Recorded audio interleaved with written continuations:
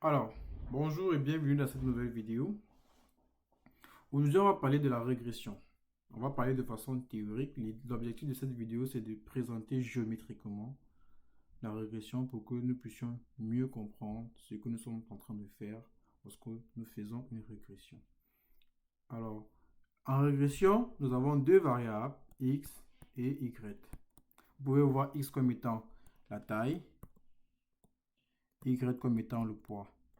Donc, vous voulez voir vous voulez être capable d'exprimer y comme étant une fonction de x, c'est-à-dire le poids comme étant une fonction de la taille. Alors, donc, on cherche une fonction f. On cherche une fonction f telle que le y s'écrira comme étant f de x. Mais dans la pratique, généralement, cette fonction f-ci, on ne la trouve pas de façon certaine. Vous avez une variable aléatoire où vous voulez expliquer y en fonction de x, mais le f-ci là, vous ne l'avez pas très souvent. L'objectif donc, c'est de trouver une fonction qui va permettre d'approcher au maximum, cette fonction-ci.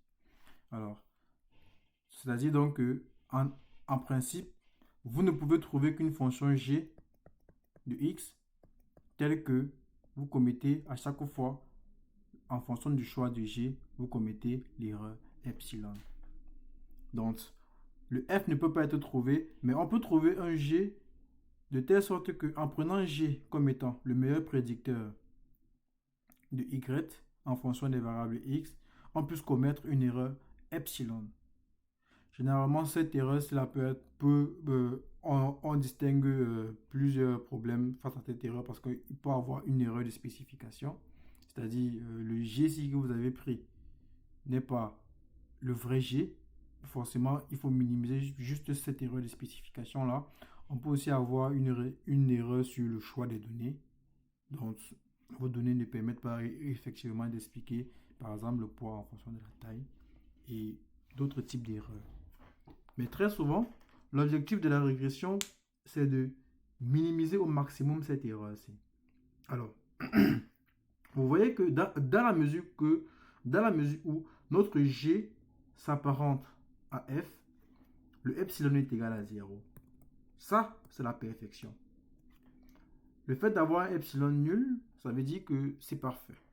Donc, si j'ai x et j'ai f, alors je peux expliquer toutes les valeurs de y en fonction des valeurs de x.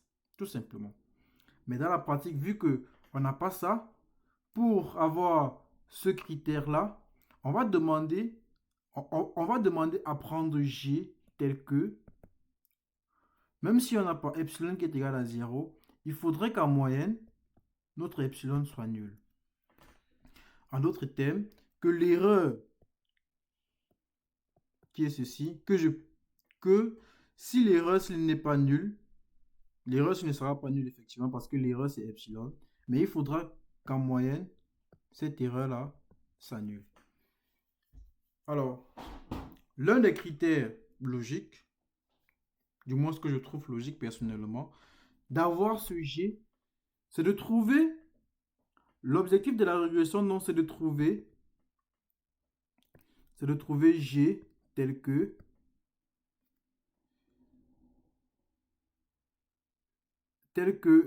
c'est le G qui minimise, c'est le G qui minimise cette fonction-ci.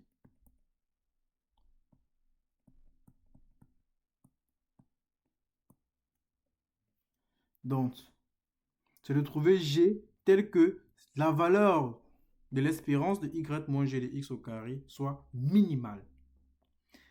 Alors, lorsque j'écris déjà espérance de y moins g de x et que j'élève au carré, pour, pour ceux qui ont fait les espaces, pour ceux qui ont suivi le premier cours de probabilité et qui ont compris les espaces LP, vous voyez qu'ici, on est plus ou moins déjà dans un espace L2. Alors, donc, L'idée de la régression, c'est de trouver la fonction g qui minimise cette espérance-là. Alors, et comme j'ai dit, une fois que j'ai défini comme ceci, on s'apparente, vous voyez que on est déjà plus ou moins dans les espaces. On est dans l'espace L2. Alors, l'espace L2, c'est quoi? L'espace L2, si j'ai un espace, si j'ai oméga, j'ai l'attribut F et j'ai une probabilité P. L'espace L2, c'est l'espace des fonctions à carré intégrable. Donc, c'est tout simplement l'espace des fonctions tel que vous avez ça au carré, soit fini. L'espérance de x au carré doit être finie. Alors, donc, on définit dans cet espace-là, on définit dans LP, bon, il est important de noter que quand je note LP de FP, LP de FP, c'est l'espace des fonctions à puissance Pm intégrable, c'est-à-dire c'est l'espace de x. Si je prends x dans LP de oméga FP, alors ça veut tout simplement dire que l'espérance de xp est finie. Alors bon, peut-être quand je note comme ça espérance, on ne comprend pas très bien. C'est tout simplement, ça veut dire l'espérance de... Il faut que ce machin-ci, xp de x dp soit fini. Oh, non. Qu'est-ce que j'écris? C'est l'espérance de x comme ceci. Voilà. Par rapport à la mesure mu soit fini. C'est tout simplement ça. Donc, c'est l'espace des fonctions à puissance Pm intégrable. Alors, une fois que j'ai défini de façon sommaire les espaces LP, on montre que LP est de Banach. LP est de Banach. Donc, les espaces LP sont les espaces de Banach, c'est-à-dire toute suite de Cauchy est convergente. Si vous avez une suite de Cauchy à l'intérieur, alors cette suite de Cauchy là converge. Et en particulier,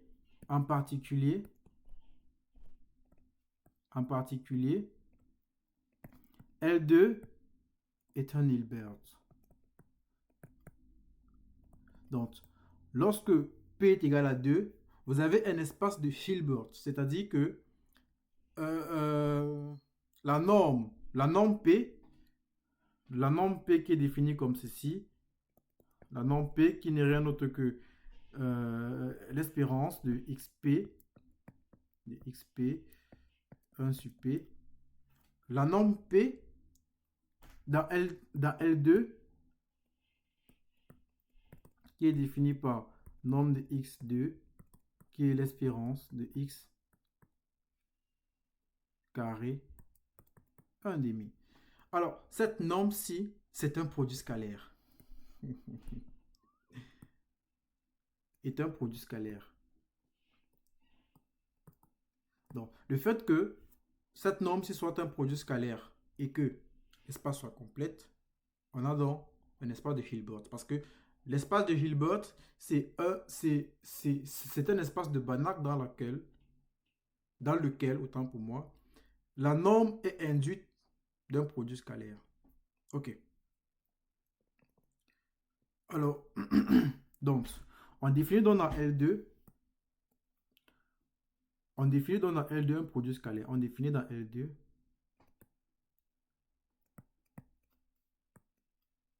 le produit scalaire qui va être défini comme ceci, de L2 croix L2 vers R, qui va prendre deux variables aléatoires x, y et associer x, y qui ne sera rien d'autre que l'espérance de x, y.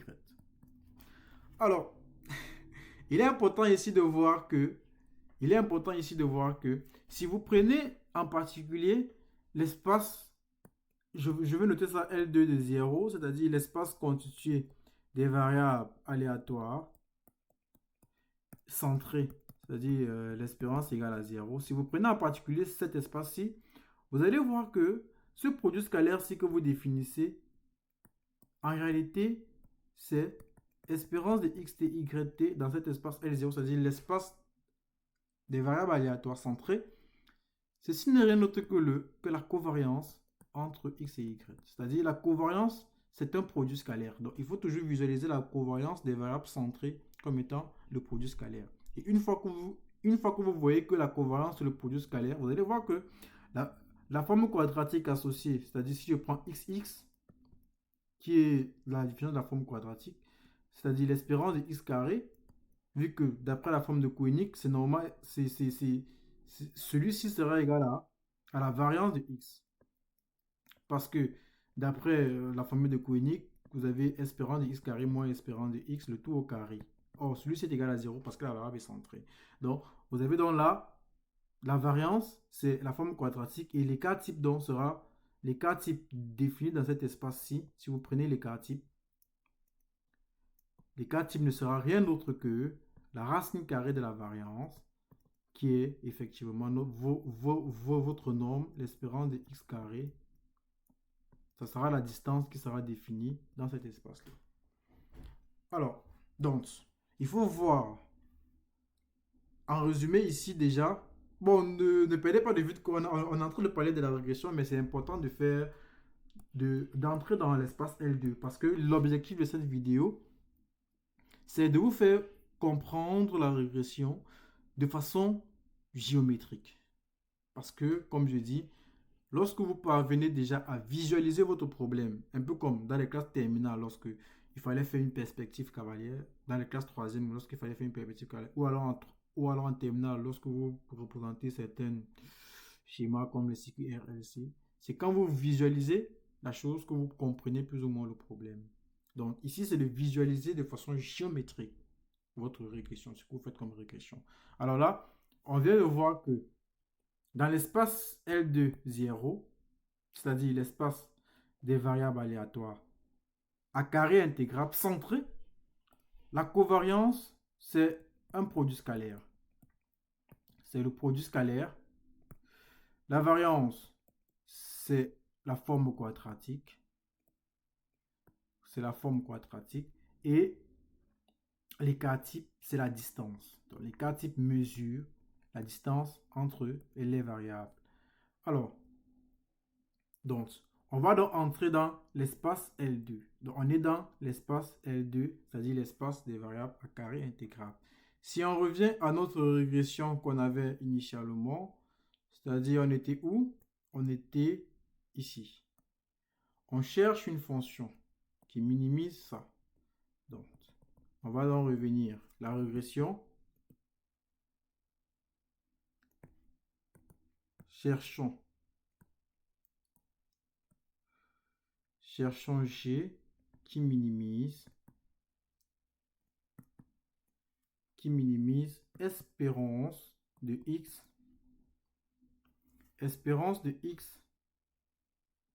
moins g de x, de y autant pour moi, moins g de x au carré. Alors, donc voilà dans le problème de la régression. Trouver une telle fonction, trouver la fonction qui va minimiser cette variable-là, cette valeur-là. Alors, quelle est donc cette fonction? C'est la question qu'on va se poser. Quelle est donc cette fonction? L'idée ici sera de visualiser cela. Alors, on est donc dans l'espace L2. On est dans l'espace L2 muni de notre produit scalaire et de la distance qui est définie par produit scalaire de xy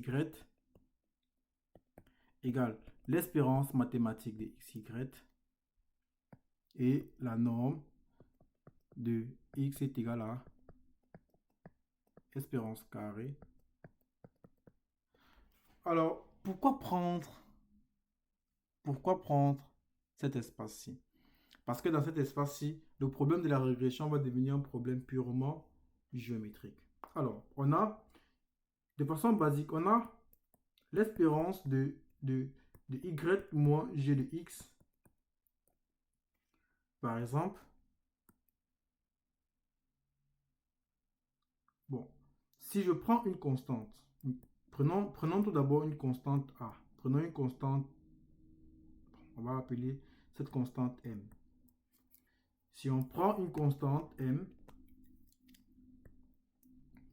alors on peut se demander dans cet espace L2 là, quel est le m qui minimise cette fonction-ci.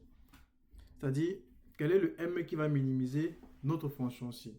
Alors, on sait que cette écriture, cette valeur peut encore s'écrire d'après la formule de Koenig, c'est l'espérance des carrés moins le carré de l'espérance. C'est-à-dire, on aura variance de x, qui est l'espérance des carrés, plus.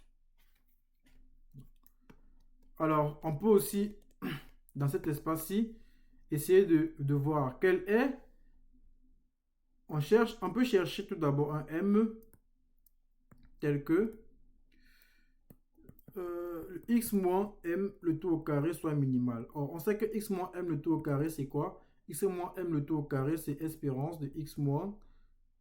Bon, là, je vais ajouter la moyenne et je vais retrancher la moyenne. X moins m, ça va nous donner quoi? Ça va nous donner la variance de x plus l'espérance de x moins a. Si là j'ai oui, l'espérance de x. Bon.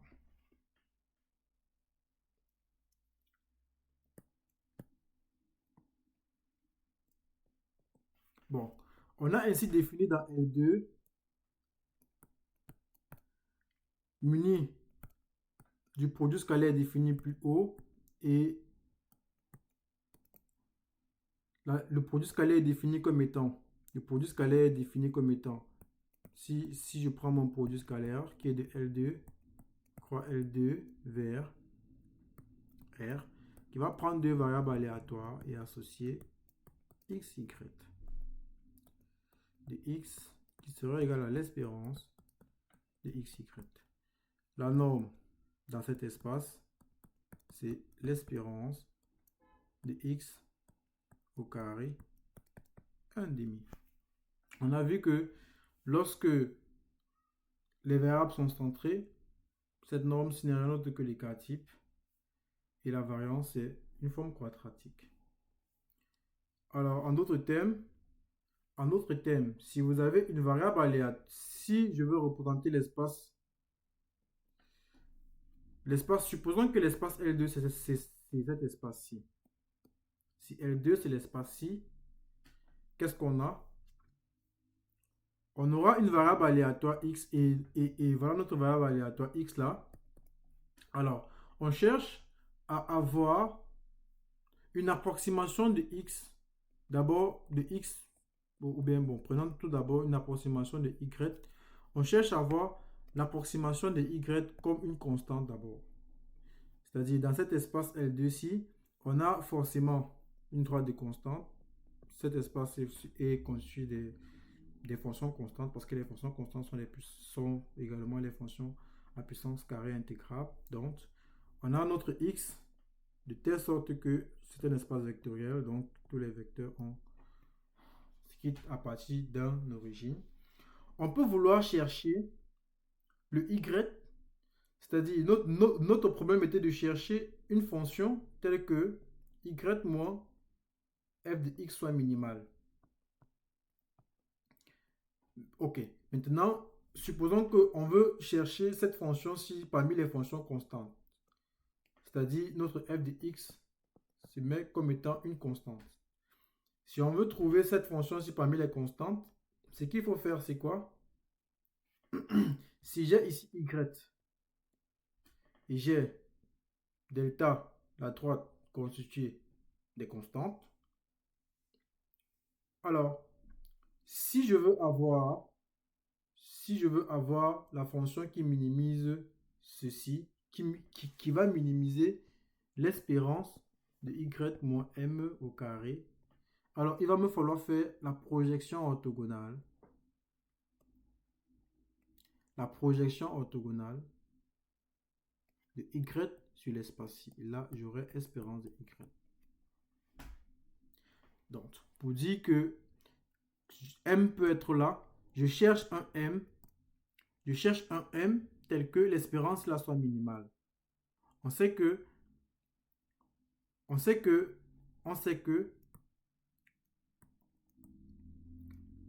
c'est espérance de y qui minimise cette fonction-ci. Qui minimise espérance de y moins m le tout au carré.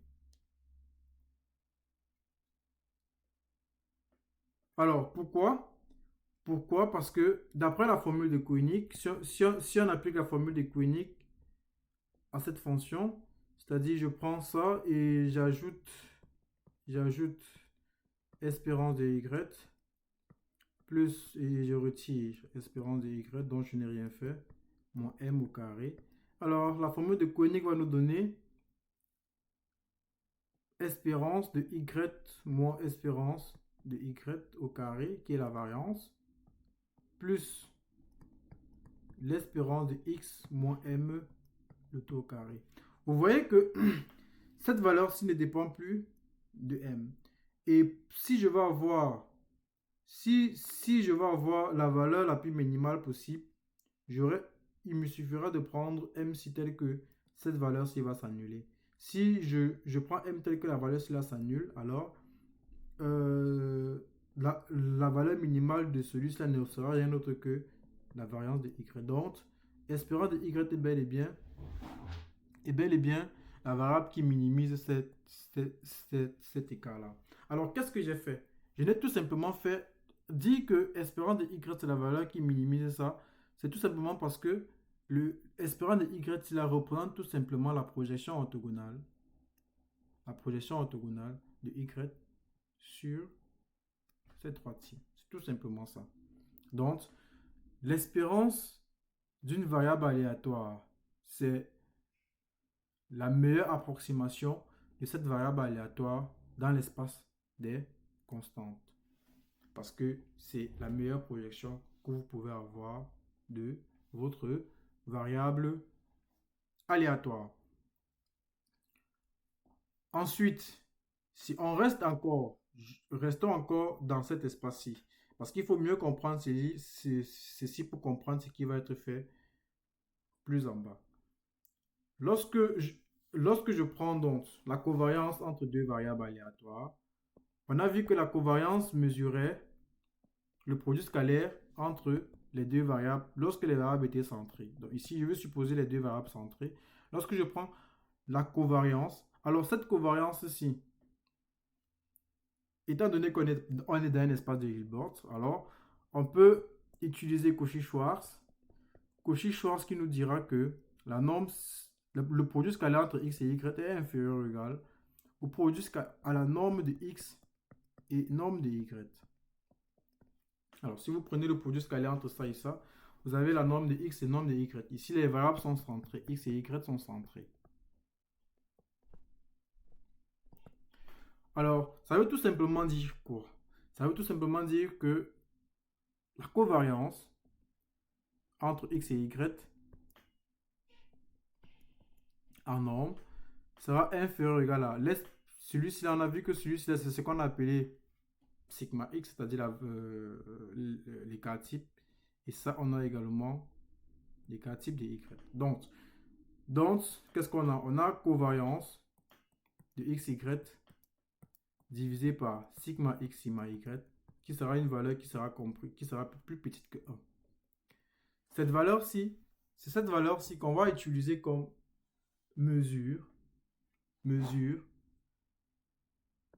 de la liaison linéaire entre nos deux variables. C'est-à-dire, on va définir R comme étant la covariance entre x, y sur sigma x, sigma y.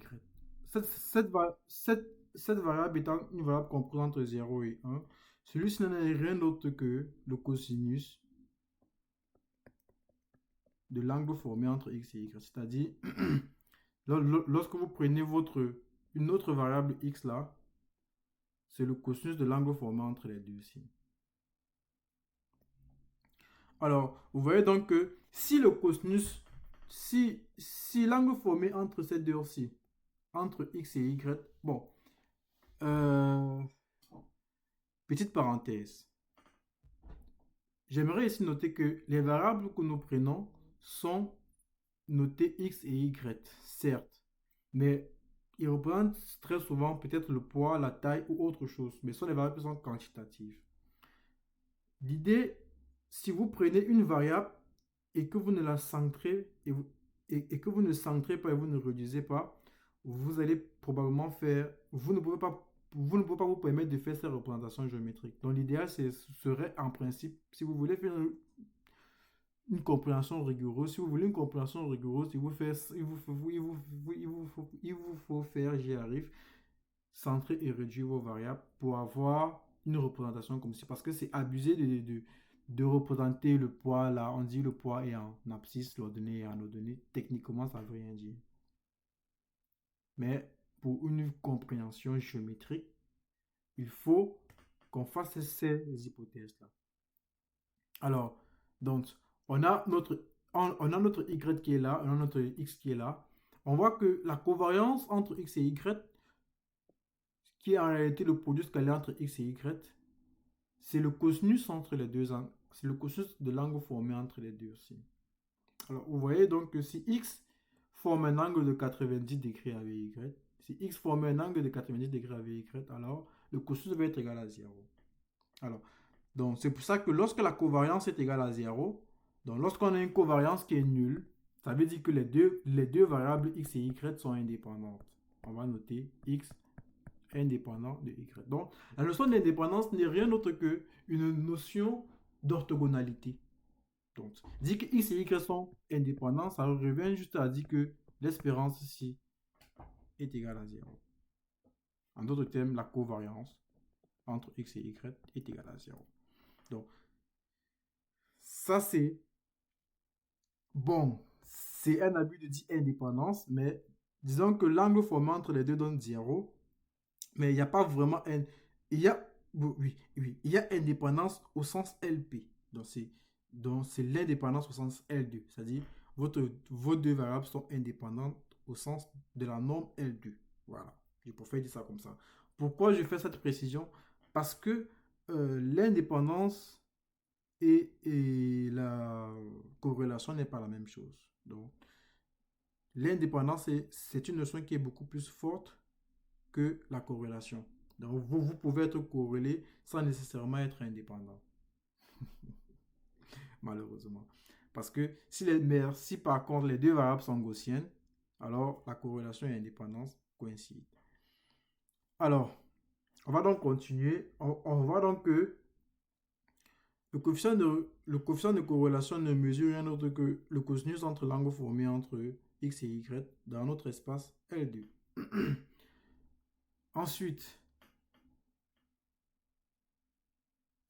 donc, on va vous, vous conviendrez par exemple avec moi que dans le cas où, cette relation-là est linéaire, c'est-à-dire dans le cas où vous avez y, vous pouvez écrire y comme étant une constante linéaire de x. Alors, vous voyez nécessairement que votre coefficient de corrélation sera égal à 1. C'est-à-dire, en d'autres termes, le x et le y sont sur le même axe. Donc, ils ont le même sens. Quand c'est moins 1, ça veut dire x part comme ceci et y part dans l'autre sens. Tout simplement. Donc, on va donc parler là de corrélation linéaire entre x et y. Donc, vous pouvez avoir une corrélation qui sera linéaire entre x et y. Et vous pouvez avoir cette relation-ci. Et l'idée sera juste d'estimer votre x ici. Alors, ça c'est le cas de la linéarité. Mais alors, revenons maintenant à notre problème. Le problème de régression. À notre problème de régression. Revenons à notre problème de régression. Notre problème, on cherche G qui minimise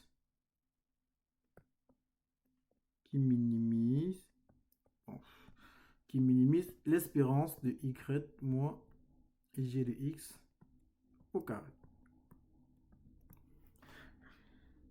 Alors ici, on n'est plus dans l'espace des constants, c'est-à-dire on a supposé initialement que le G était la fonction constante. On a vu que il fallait prendre espérance de Y, c'est-à-dire le meilleur prédicteur, c'est-à-dire ça ne dépend pas, ça n'a pas dépendre de X, parce que le G là étant une constante, forcément il faut prendre comme meilleure approximation de Y son espérance. Maintenant, dans le cas où le G là n'est pas, dans le cas où notre G-ci n'est plus une fonction constante, donc G n'est plus constante, qu'est-ce qu'on fait?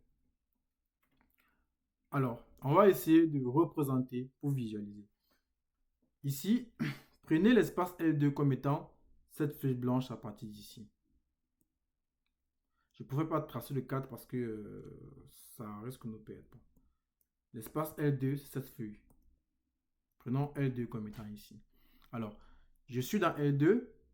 Je vais décrire dans l'espace L2 l'espace des variables qui sont fonctions uniquement de X. Donc,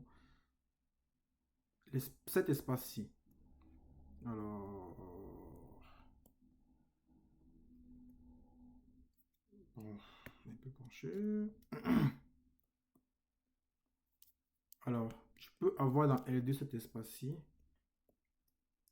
Ok. L'espace Lx, c'est-à-dire l'espace des variables aléatoires qui sont fonctions de x, cet espace-ci. On a notre point de repère, notre point d'origine O ici. Ok. O là. Ça veut dire tous nos vecteurs quittent à partir d'ici parce qu'on est dans un espace vectoriel.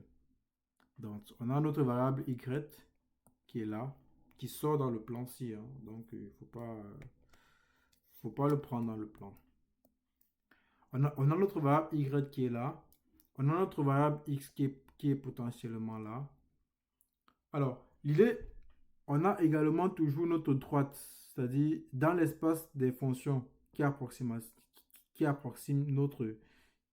notre fonction-ci, on a la droite des constantes. Cette droite, on a vu que si on veut exprimer y comme étant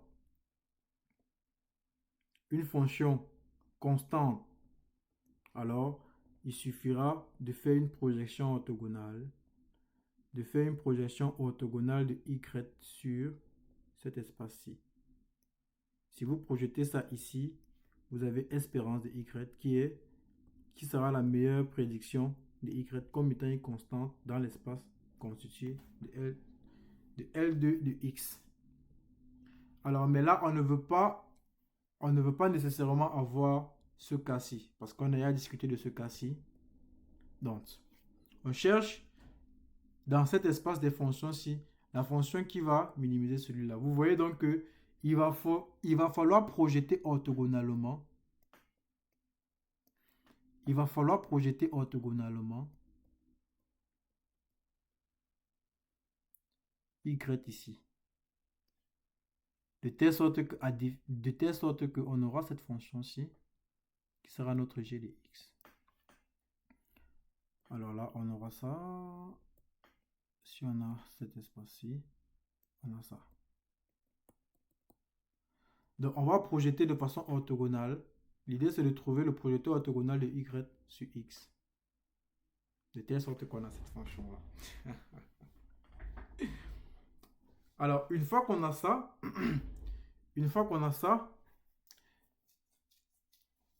qu'est-ce qu'on peut également projeter cette fonction-ci, g, sur la droite des constantes, hein, pour avoir espérance de y.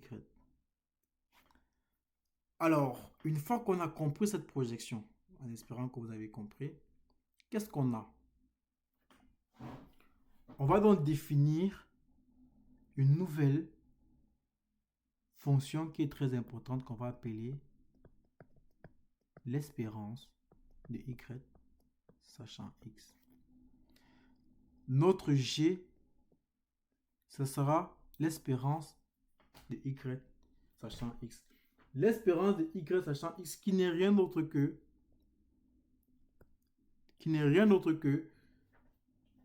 le inf. Le inf, c'est le inf des normes. On a vu ce qu'on appelle norme dans cet espace. Norme de x moins y. Lorsqu'on prend x dans L2 de x là. Donc voilà donc l'espérance conditionnelle. C'est comme ça qu'on définit l'espérance conditionnelle. Donc notre g de x là ne sera rien d'autre que l'espérance conditionnelle de y sachant x. Alors on voit donc que si on prend notre g là, donc d'après notre projection orthogonale, on a, si on projette y sur L2 de x, on a l'espérance conditionnelle. Et si on projette l'espérance conditionnelle sur la troisième des constantes, on se retrouve à avoir espérance de y. En d'autres termes, l'espérance de y sachant x, c'est-à-dire la projection de y sachant x, c'est égal à quoi? L'espérance de y. Donc, c'est-à-dire, quand je projette, j'ai l'espérance de y sachant x. Quand je projette encore, parce qu'il est important de noter que, comme on a dit plus haut, l'espérance n'est rien d'autre qu'une projection. Donc, on a donc si je projette une fois, j'ai ça. Si je projette une seconde fois, j'ai espérance de y, tout simplement. Donc, c'est à cause de la formule P carré, c'est-à-dire P rond P égale à P. L'idempotence de la projection. Alors, vous voyez donc que la régression, en quelque sorte, n'est rien d'autre que ça. Donc, on a notre y qui est égal à quoi? Qui est égal à g de x plus un certain epsilon. On a trouvé g de x égale à quoi? L'espérance conditionnelle de y sachant x. C'est-à-dire, on a y qui est égal à l'espérance de y sachant x plus epsilon. Et vous voyez bien que si on applique l'espérance partout, on aura l'espérance de y qui sera égale à quoi? À l'espérance de y sachant x. Espérance de y sachant x plus espérance de y. Or, d'après l'idempotence de la projection, ça est égal à 0. Ça moins ça va donner 0. On a bien qu'en moyenne, on a ça qui est égal à 0. Vous voyez donc en prenant epsilon égal à 0, en prenant g comme étant cette fonction-là, on a bel et bien epsilon qui est égal à 0. On a bel et bien en moyenne epsilon qui est égal à 0. Donc, la fonction qui minimise l'espérance de y moins g de x, y moins g de x au carré est g grand x de x, g de x qui va être égal à quoi? À l'espérance de y sachant x. C'est ça qu'on appelle la régression. Ça, c'est le modèle de régression qu'on a là. Alors, dans cet espace-là, qu'est-ce qu'on peut vérifier? Dans cet espace-là, on peut montrer que si on prend par exemple, si on définit par exemple, si on prend la norme de y moins l'espérance de y au carré, ça sera égal à quoi? Qui n'est rien d'autre que la variance de y, ça sera égal à en appliquant toujours la formule de Koenig, on aura la variance de y sachant x plus l'espérance de y moins espérance de y sachant x au carré. Alors, ce qui va nous donner au final la variance de l'espérance de y sachant x plus l'espérance de y sachant x plus l'espérance de la variance de y sachant x. Attendez, je vais réécrire. Ici, là, j'ai l'espérance de la variance de y sachant x. Alors, on va donc définir ici, dans ce cas, en haut, on avait défini le coefficient de corrélation. Ici, on va plutôt définir le rapport de corrélation.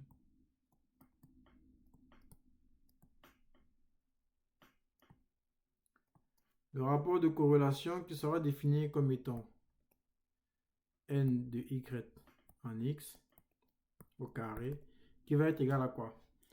Ah, la première variance. Parce que là, on vient d'utiliser le principe de la variance totale pour voir qu'on a ça. En utilisant, en fait, si vous remarquez bien, vous allez voir qu'on a utilisé la propriété de Pythagore dans ce triangle, dans le triangle Y, espérance de Y et ça. Donc, dans cet espace-ci. Or, autant pour moi, dans cet espace-ci, on a utilisé Pythagore dans cet espace-ci pour avoir, parce que si l'hypoténuse c'est ça, c'est-à-dire l'hypoténuse c'est la distance de y moins l'espérance de y. Or, l'hypoténuse est égale à quoi? L'hypoténuse au carré, d'après Pythagore, c'est égal à quoi? C'est égal à la somme des deux autres côtés. C'est-à-dire, on aura espérance, la distance entre espérance de y sachant x, moins espérance de y, plus y moins espérance de y sachant x au carré. C'est tout simplement la propriété de Pythagore qui nous permet d'avoir la formule de la variance totale. Alors, n de x va être égal à quoi? À la variance de l'espérance de y sachant x divisé par la variance de y. Oh, qu'est-ce que c'est? Divisé par la variance de y. Alors, le coefficient de corrélation, si, le coefficient de corrélation linéaire qu'on a défini en haut, qui était le cosinus de l'angle formant entre les deux, ça mesurait, c'était une mesure symétrique de dépendance qui nous montrait dans quel cas on avait une liaison linéaire. Lorsqu'on applique ce théorème de la variance totale, on définit ce coefficient de corrélation-ci, qui est aussi une variable qui sera comprise entre 0 et 1, parce qu'on voit bien que la variance, cette valeur-ci est plus grande que cette valeur. Et ce coefficient de corrélation, ça permet de mesurer à quel point notre variable x explique la variable y. Donc, c'est un peu ça. Dans le cas où on a une linéarité entre les deux, donc dans le cas où notre coefficient de corrélation linéaire coïncide avec le rapport de corrélation. En d'autres termes, on pourra écrire espérance de y sachant x comme étant une fonction linéaire de x. C'est dans ce cas-ci qu'on a une régression linéaire. Cette régression linéaire, c'est ça qu'on va essayer maintenant d'estimer avec nos données. Mais il est important de noter que la fonction espérance de y sachant x qui représente la régression en général n'est pas forcément une fonction linéaire de x. Elle n'est pas forcément une fonction linéaire de x. On peut avoir une fonction polynomiale, on peut avoir une fonction exponentielle, ou bien on peut même avoir une fonction logistique. C'est pour ça qu'il y a les régressions logistiques. Mais c'est typiquement dans le cas où ce rapport de corrélation-là coïncide avec notre coefficient de corrélation, qu'on a une liaison linéaire entre les deux variables. Et dans le cas où cette valeur-ci est nulle, dans le cas où le rapport de corrélation est égal à 0, on a également une orthogonalité entre nos deux variables. Alors, en gros, donc, voilà ce qu'il faut retenir sur la notion de régression de façon théorique. La régression n'est rien d'autre que la fonction espérance de y sachant x qui est définie comme ceci, qui est idempotent. Vous connaissez toutes les fonctions, toutes les propriétés de cette espérance-là. Ce n'est rien d'autre que ça, la régression. Donc, c'est en moyenne, c'est la moyenne de y connaissant toutes les informations que vous avez sur x. Donc, pour ceux qui font un cours de probabilité ou bien un cours de statistique, sur la notion d'indépendance conditionnelle, soyez très attentifs parce que c'est très important pour comprendre la régression. Vous voyez qu'on a utilisé la notion d'indépendance conditionnelle. On a utilisé la notion d'espace LP. On a utilisé la notion d'espace LP qui était très importante. On a utilisé la notion du produit scalaire. On a utilisé la notion de norme. On a utilisé les espaces de Hilbert. Les espaces de Hilbert, déjà, j'aimerais préciser que ce sont les espaces dans lesquels les statisticiens sont très souvent à l'intérieur. Les statisticiens travaillent très souvent dans les espaces de Hilbert parce que on aime bien travailler à la covariance qui est en quelque sorte le produit scalaire entre deux variables aléatoires centrées et réduites. Donc, voilà les notions qui sont très importantes lorsque vous allez faire un cours de probabilité. Soyez très attentifs sur ces notions-là pour comprendre la régression. Et en résumé, la régression, la fonction que l'on cherchait qui devait minimiser cet écart-là n'est rien d'autre que l'espérance de y sachant x.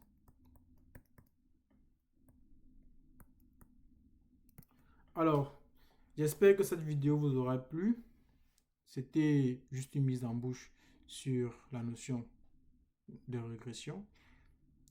Ça, c'est la vision théorique. Parce que vous voyez donc que dans la pratique, l'objectif sera de diagnostiquer ce modèle-ci. C'est-à-dire, vu qu'on a une panoplie de variables comme ceci, on va prendre le cas spécifique où cette régression est linéaire. C'est-à-dire, on a y qui s'écrit de façon linéaire comme étant alpha plus bêta y plus bêta x plus epsilon. L'idée ici sera de trouver les coefficients alpha, bêta, trouver les coefficients alpha et bêta. Alors pour trouver ces coefficients alpha et bêta, il va falloir faire un diagnostic sur celui-ci. C'est-à-dire, on aura à estimer, à prendre des estimateurs de alpha et bêta. Or, pour avoir des estimateurs de alpha et bêta, il va falloir faire des hypothèses sur epsilon. Lorsque epsilon va suivre une loi normale centrée réduite, les alpha et bêta là auront des meilleures propriétés parce qu'ils seront bleus. Ce seront best linéaire ou bias estimateur. Ce sera les meilleurs estimateurs linéaires que vous pouvez avoir des paramètres de ce modèle-là. Alors, donc, vous voyez déjà que lorsqu'on prend ce bruit, tout ce qu'on a vu ici, c'est que l'espérance va être égale à 0. Mais on aimerait aussi que la variable x si la soit indépendante de epsilon. Et on aimerait aussi que pour deux observations différentes, epsilon 1, epsilon j, où i est différent de j, qu'il n'y ait pas une dépendance entre les bruits. C'est-à-dire que l'erreur que vous commettez à j ne doit pas dépendre de l'erreur que vous avez commis en i. C'est-à-dire, si vous avez commis une erreur à l'instant t, logiquement, vous ne devez pas commettre la même erreur à l'instant t plus 1. Donc, ce sont les hypothèses supplémentaires qu'on va faire pour avoir un bon diagnostic de ce modèle-ci. Mais là, pour ne pas avoir une vidéo trop longue, on va s'arrêter déjà là. Ceux qui auront compris ceci, parce que si vous avez compris de façon géométrique la régression, tout le reste, les hypothèses qui vont être faites et les estimations qui seront faites, vous allez mieux les comprendre. Alors la vidéo est assez longue, je vous laisse. À bientôt pour une autre notion.